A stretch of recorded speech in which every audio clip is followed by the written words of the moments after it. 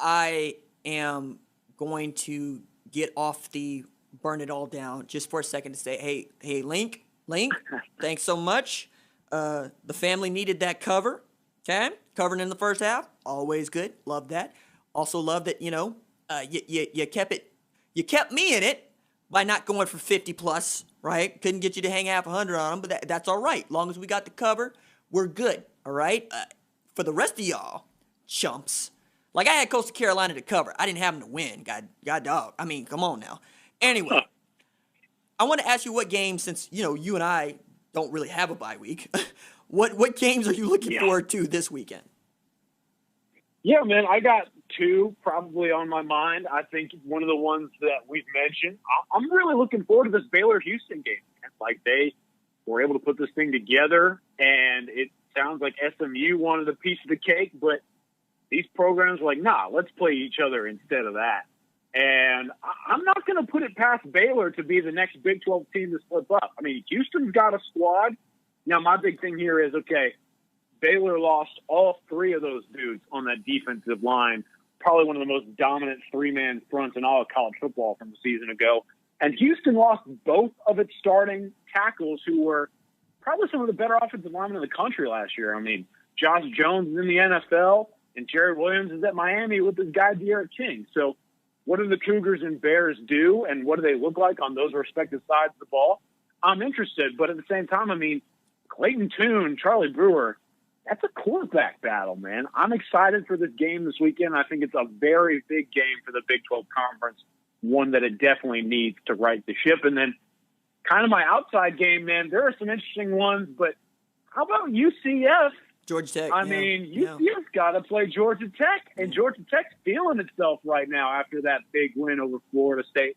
The comeback effort was put together. Jeff Collins has got that program seemingly in the right direction after trying to divert from the triple option to the more conventional spread system. So I kind of got my eye on that game, man. I don't know if the Yellow Jackets got another game in them like that, but UCF, it's no cakewalk this weekend for them.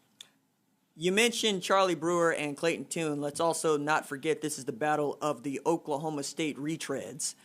Dana Holgerson and Larry Fedora both were offensive coordinators in Stillwater. Both couldn't wait to get the hell up out of the Mop Top's particular sphere of influence. And I'm also going to be watching the Mop Top in my alma mater, the University of Tulsa. If for nothing else than like the first quarter. If it's a blowout, then that gives me good reason to go just check on Houston and Baylor. But the game that I'm really interested in, as I'm going to keep my eye on Central Florida, Georgia Tech, because Georgia Tech managed to beat Florida State. Florida State ought to set itself on fire.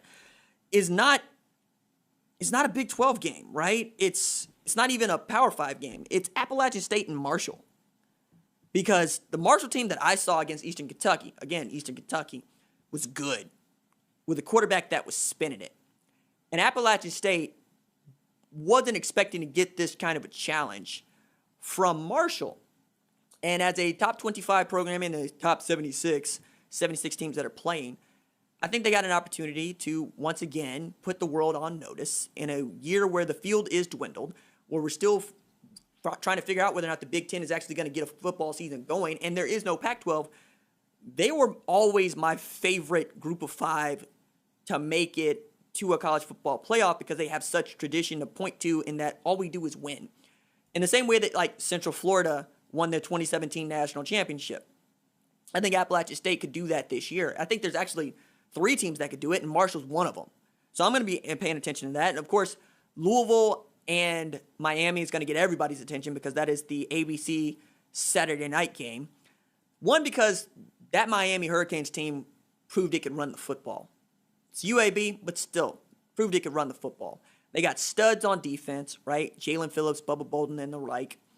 And then Louisville just is right there with Malik Newman and that really, it's not putt-putt. It's a very college offense because the way that they run their option is just weird to me, but it works. Scott Satterfield is the dude that put Appalachian State on the map. I love Javian Hawkins.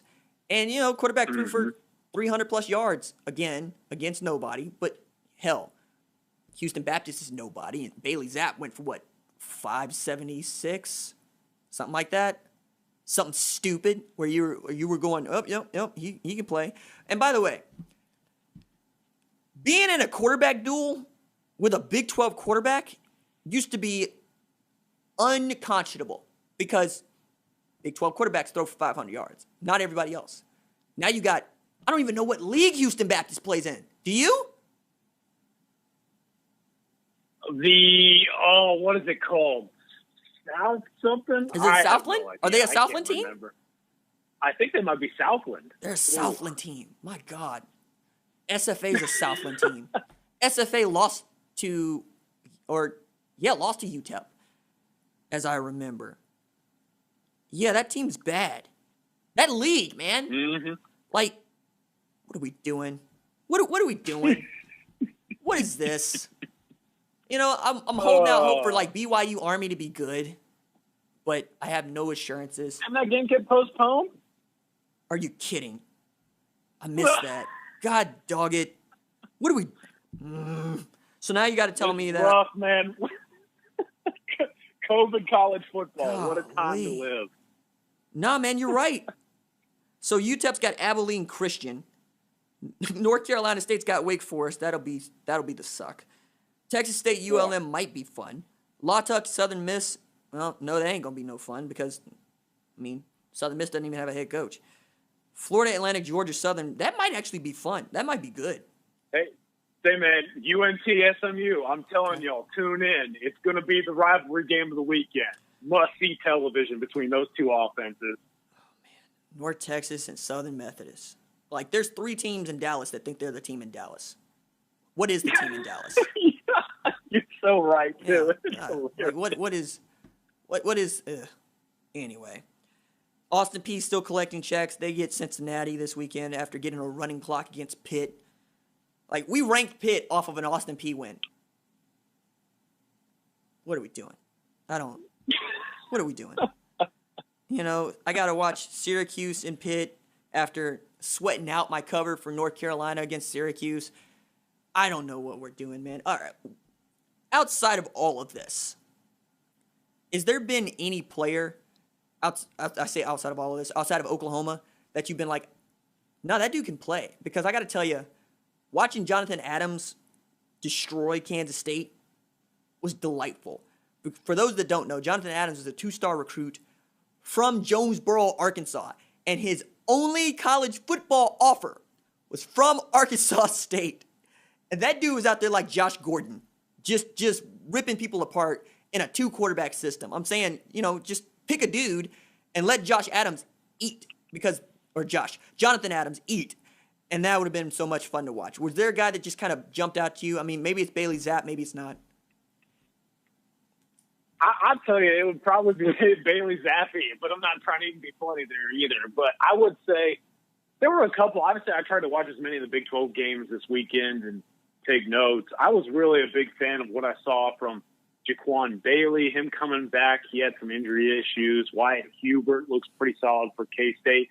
And I'll tell you who really jumped out at me, RJ. This would probably be my number 1 pick. K-State's got something with Deuce Vaughn, man. They got something with Deuce Vaughn. He's lightning in a bottle. Said it. Darren Sproles light. Nah, he's good. I was going to hand that dude the ball.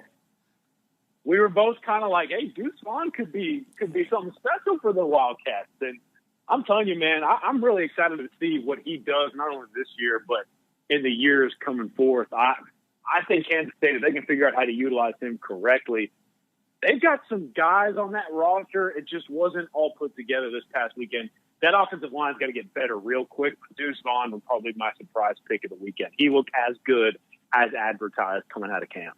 Bailey Zapp, E. Houston Baptist Huskies, which means that we got Huskies in a climate that is not conducive to them performing well, and yet Bailey is thrown for 1,047 yards in 2 games. What the hell? Like that is the college football passing leader. Okay. I give up, man. I get a wild football season. I was not prepared for all the teams that I watch to suck. And I'm going to watch the SEC beat up on itself, and I can only root for carnage. I can only root for Arkansas to win a few, that Mississippi State is able to get past LSU, or just let's make the whole thing bizarre and weird. Colin, is there anything you want to discuss that we haven't? No, man. I think that just about does it. It's going to be a lot of fun this season. I'm glad we get to talk ball every week, man. It's a whole lot of fun. Right on. That is Colin Kennedy. Follow him on the Twitters at ckennedy247. That is ckennedy247. I have deleted my Twitter account. If you are VIP member at ouinsider.com, our heartfelt thanks. If you are not, what the hell are you waiting for? 60% off. I'm dropping notes. Kennedy's dropping notes. Drum's dropping notes. The carousel continues to turn. And I don't know if you noticed or not, but Oklahoma is one of the 76 teams that is playing football this year. Maybe take advantage. That is going to do it for us. We will talk to you guys in a week. Deuces.